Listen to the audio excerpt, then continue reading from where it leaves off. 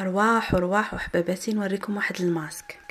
انت اللي دخلتي لهذا الفيديو عندك مشكل تصبغات او الكلف او حب الشباب وعندك مشكل في البشره، هذا الفيديو يعطيك جميع هذه الحلول. مكون واحد فقط وهو عرق سوس.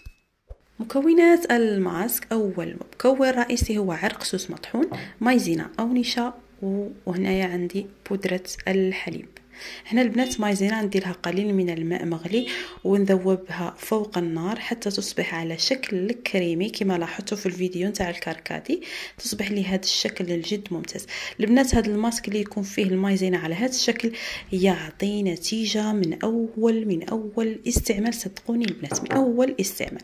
نخلطوا كامل المكونات مع بعضهم ونديروه دائما البنات ماسك على بشره تكون نقيه مدة 15 دقيقة إلى نصف ساعة، ونغسلوا بالماء ونقوموا بترطيب الوجه.